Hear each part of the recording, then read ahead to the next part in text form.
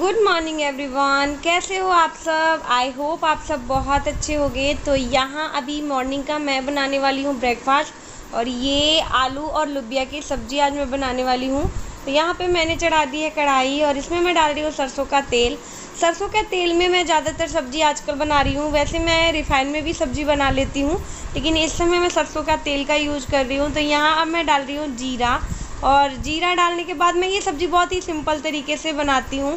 और जो मसाले हैं ना, वो मैं पहले नहीं भूनती हूँ, सब्जियों को पहले भून लेती हूँ। तो यहाँ पे जीरा जो है ब्राउन हो गया था, तो मैंने यहाँ पे डाल दिया है प्याज, और प्याज को मैं थोड़ा सा भून लूँगी, और उसके बाद मैं जो सब्जियाँ कटी हुई रखी हैं वो डाल दूँगी।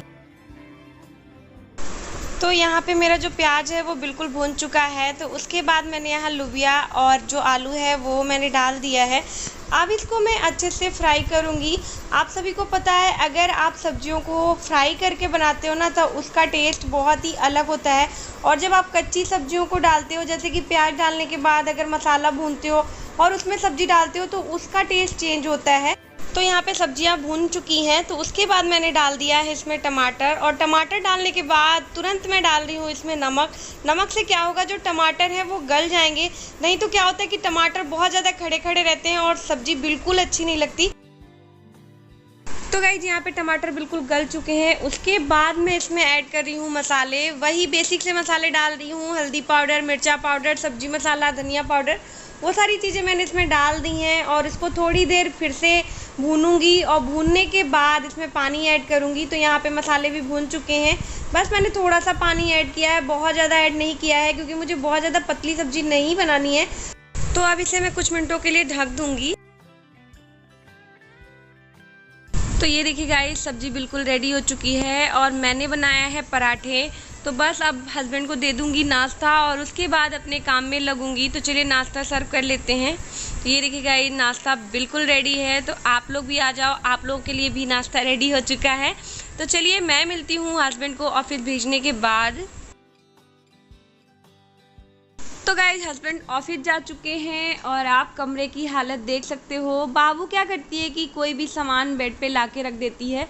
तो खैर, बच्चे ऐसा ही करते हैं। और अभी मैं अपने काम में लग चुकी हूँ, और बाबू देख रही है टीवी में मोटू पतलू आ रहा है, ज़्यादातर वो मोटू पतलू ही देखती है। तो अभी जो बाबू ने सामान फैला रखा है बेड पे, वो सारी चीज़ें हटा रही हूँ, और बाबू से पूछ रही हूँ कि ढक्कन रखने वाली चीज़ है बेड पे। तो ये देखिए, मेरे साथ वो भी लग गई हैं सफाई करने के लिए, क्योंकि इनका सफाई करना तो बहुत ज़्यादा ज़रूरी है। तो आप देख सकते हो कि मेरे साथ साथ हेल्प करा रही हैं। हमेशा कहती हैं, मम्मा मैं भी आपके साथ हेल्प कराऊंगी। अगर मैं किचन में खाना बना रही होती हूँ ना, तो किचन में भी पहुँच जाती हैं, मम्मा मुझे दे दो, मैं कर लेती हूँ। तो इनका तो ये है कि मम्मा के साथ हेल्प करानी है, भले ही बाद में ना कराएं, लेकिन अभी इनको हेल्प करानी होती है। आप देख सकते हो अलमारी को कितने अच्छे से साफ़ कर रही हैं। और आप लोगों से बातें करते करते मैंने बेड को ठीक कर दिया है, डस्टिंग वगैरह कर दी है, बिस्तर बिछा दिया है। और अब मैं सब जगह की डस्टिंग करूँगी, जैसे कि अलमारी हो गई, दरवाजे हो गए, खिड़कियाँ हो गई, इन सब की डस्टिंग कर लेती हूँ। और डस्टिंग करने के बाद झाड़ू लगाती हूँ। लेकिन कभी कभी मैं क्या करती हूँ कि पहले झाड़ू लगाती हूँ फिर डस्टिंग करती हूँ। इसका कारण भी मैं बता दूँ, जैसे कि कभी आंधी आ गई तो धूल घर में बहुत ज़्यादा आ गई, या कभी कभी होता है ना, आपका घर बहुत ज़्यादा गंदा हो गया, तब मैं क्या करती हूँ कि पहले झाड़ू लगाती हूँ फिर डस्टिंग करती हूँ। क्योंकि क्या होता है कि अगर आप झाड़ू लगा देते हो और डस्टिंग पहले किए होते हो, तो सारा धूल फिर से जाके आपके खिड़की, दरवाजे, अलमारी, सब जगह जाके फिर से बैठ जाता है। तो इस बात का ध्यान रखना होता है। मैं ये चीज़ बहुत ज़्यादा ध्यान में रखती हूँ। अगर मेरा घर साफ़ है तो मैं पहले डस्टिंग करती हूँ, नहीं तो नहीं करती हूँ। तो आज मेरा घर इतना ज़्यादा गंदा भी नहीं है, तो इस वजह से मैंने सब जगह की पहले डस्टिंग करी है और फिर झाड़ू लगा रही हूँ। और झाड़ू लगाने के बाद तुरंत मैं पोछा लगाऊंगी। और बाबू जो है मेरी 1 मिनट के लिए भी शांत नहीं रहती। आप सब देख सकते हो कि बाबू मेरी क्या कर रही है, यानी कि मम्मा तो उसकी काम में लगी ही हुई है, लेकिन वो भी अपने काम में लगी है, क्योंकि उसका काम भी तो बहुत ज़्यादा ज़रूरी है। ये देख सकते हो आप कि टैडी को इधर से उधर करना, अपने खिलौनों को इधर से उधर करना, वो तो उसका काम ही है भाई। वो अगर नहीं करेगी तो कैसे चलेगा, वो तो बहुत ज़्यादा ज़रूरी है। और सच कहूँ तो उसकी वजह से मेरा मन लगा रहता है, क्योंकि अगर वो कहीं चली जाती है, जैसे कि मेरी मम्मी के घर चली गई या फिर वो सो गई और मैं जग रही हूँ, तो मुझे बिल्कुल भी अच्छा नहीं लगता। ऐसा लगता है ये जग जाए। और ज़्यादातर मैं क्या करती हूँ ना, थोड़ी देर जब सो लेती है तो उसे मैं जगा देती हूँ कि बाबू उठ जाओ, क्योंकि मुझे बिल्कुल भी अच्छा नहीं लगता। घर बिल्कुल सूना सूना लगता है। कहते नहीं है कि अगर आपके घर में छोटा बच्चा है तो उसके वजह से आपका घर पूरा भरा भरा लगता है, लेकिन अगर कोई बच्चा नहीं होता है ना तो बिल्कुल घर शांत सा होता है। क्योंकि मैं तो घर में अकेली ही रहती हूँ और जो हस्बैंड हैं वो ऑफिस रहते हैं, शाम को आते हैं, तो अगर वो ना हो तो बिल्कुल भी मन ना। और सब जगह मैंने झाड़ू लगा लिया है। आखिरी में ये गैलरी झाड़ूंगी। और यहाँ गैलरी में बहुत ज़्यादा धूल आती है, क्योंकि ये बाहर का पोर्शन है तो यहाँ पे धूल बहुत ज़्यादा हो जाती है। कमरों में तो इतनी नहीं आती है, लेकिन यहाँ पर बहुत ज़्यादा आती है। आप देख ही सकते हो कि कितनी धूल है। और जैसे ही झाड़ू लगाकर मैं पोछा लगाने के लिए बाल्टी रखी थी, तब तक एक पड़ोस की मेरी फ्रेंड है वो आ गई। उनको की थ्रेडिंग करानी थी अपनी।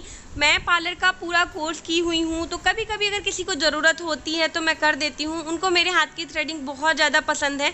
उनको लगता है कि मैं बहुत अच्छी आईब्रो बनाती हूँ, तो वो आई तो मैंने कहा चलो उनका कर देती हूँ।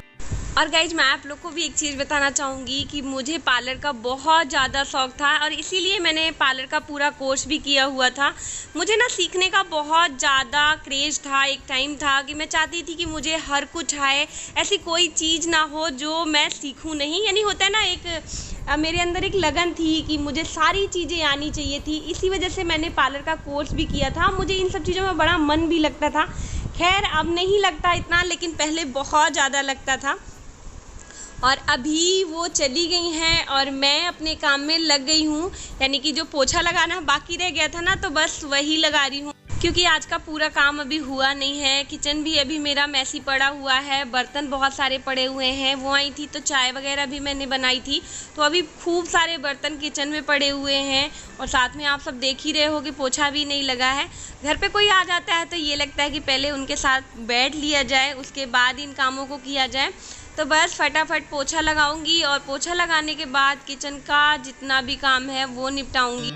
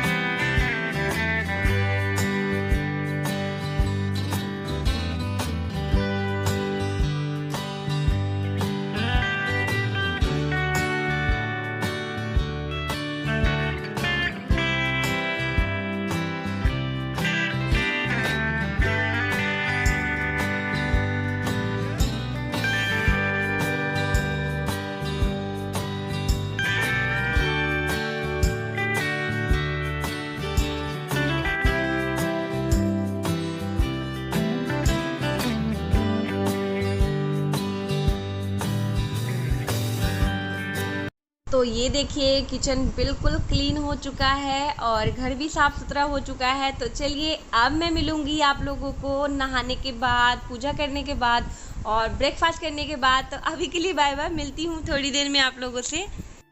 अभी सारे जो काम हैं वो ख़त्म हो चुके हैं और मैं फुर्सत पा गई हूँ काम से, तो आ गई हूँ आप लोगों से बातें करने के लिए। सोचा कुछ देर आप लोगों से बातें कर लेती हूँ, क्योंकि बाबू को भी मैंने सुला दिया है, वो भी सो रही है। और एक चीज़ मैं बताऊँ आप लोग को, बाबू जो मेरी है ना वो मेरे बगैर नहीं सोती है, मुझे उसके साथ लेटना पड़ता है। दूसरे बच्चे हैं कि वो उनको नींद आ रही है तो बेड पे जाते हैं, सो जाते हैं, वो नहीं सोती है, उसको सुलाना पड़ता है।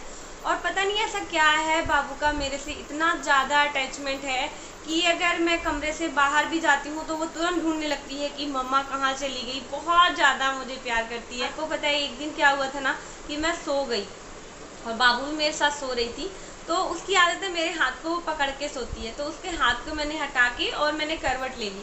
उसकी नींद खुली और वो तुरंत उठ के बैठ गई और मुझे वो हिलाने लगी, मम्मा मम्मा। तो मैंने सोचा चलो 2 मिनट नहीं बोलते हैं, देखते हैं क्या करती है।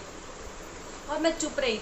इतनी तेज तेज चीख चीख रोने लगी, उसको लगा मम्मा को कुछ हो गया। वो इतनी तेज रोने लगी कि उसको वॉमिटिंग आने लगी। मैं तुरंत उठ गई। मुझे पता था कि अगर बहुत ज़्यादा रोएगी तो बहुत ज़्यादा वॉमिटिंग करेगी, वो रो नहीं पाती है। वो हमेशा से मतलब जब से हुई है, मतलब उसको हंसना और ये खेलना ये सारी चीज़ें तो पसंद है। वो बहुत ज़्यादा रोती नहीं थी, बचपन से ही रोधू नहीं थी। अब तो थोड़ी बड़ी हो गई है तो रोने लगी है, नहीं तो पहले बिल्कुल भी नहीं रोती थी। और जब भी रोएगी वो उल्टी करेगी। तो जैसे उसने थोड़ी सी उल्टी करी, मैं फटाक से उठ गई। और उठ के फिर भी मैंने मुंह बनाया कि मैं बहुत ज़्यादा मतलब कि मेरी तबीयत ख़राब है। तो मैंने कहा बेटा आपने ये क्या किया, ये उल्टी कर दिया आपने, अब मम्मा को साफ़ करना पड़ेगा। तो अपने नन्हे से हाथ दे दिए मुझे, कह रही आओ मम्मा मैं उठा दे रही हूँ।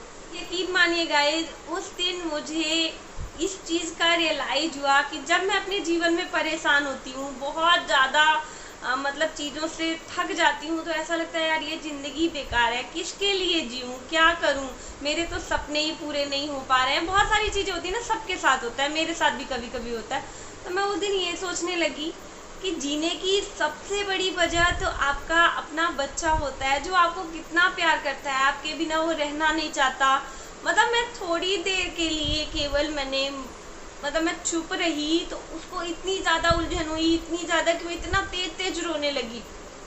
और ये सब चीज़ें मैं इसलिए बता रही हूँ, आप तो चले जाते हो लेकिन आपके पीछे आप ये नहीं देखते कि कितने सारे लोग हैं जो रोएंगे।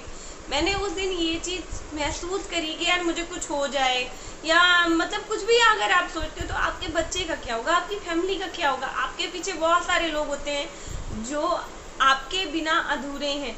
बहुत सारे लोग हैं जिनको आपसे बहुत सारी उम्मीदें होती हैं, आपकी ज़िंदगी उनसे जुड़ी होती है। तो इस तरह के स्टेप बिल्कुल ना लें। जीवन में किसके दुख नहीं है, हर कोई दुखी है। कोई भी ऐसा व्यक्ति नहीं है जो कि परिपूर्ण है, सब कुछ है उसके पास, कुछ ना कुछ उसको दुख जरूर होता है। तो इसका मतलब ये नहीं होता कि अपनी ज़िंदगी से हार जाए। कि अपने परिवार के लिए, जो आपसे बहुत प्यार करते हैं, उनके लिए मैं आप लोगों से इतना ही कहना चाहूँगी कि अपनी ज़िंदगी में जीने की वजह ढूंढिए, मरने की नहीं। अगर आप मरने की वजह ढूंढोगे तो आप तो मर के चले जाओगे, लेकिन अपने पीछे आप बहुत सारे लोगों को दुखी कर जाओगे। तो इसीलिए अपनी ज़िंदगी में एक मोटिव बना लीजिए कि मेरी एक जीने की वजह ये है। जैसे कि मेरी बेटी है, मेरे जीने की वजह मेरी फैमिली है, ठीक उसी तरह से आप भी अपने जीवन में एक बना लीजिए कि मुझे इसलिए जीना है।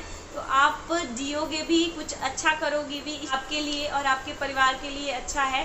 तो चलिए, बातें बहुत हो गई, अभी इस वीडियो को इन करती हूँ और मिलती हूँ आप लोगों को नेक्स्ट वीडियो में।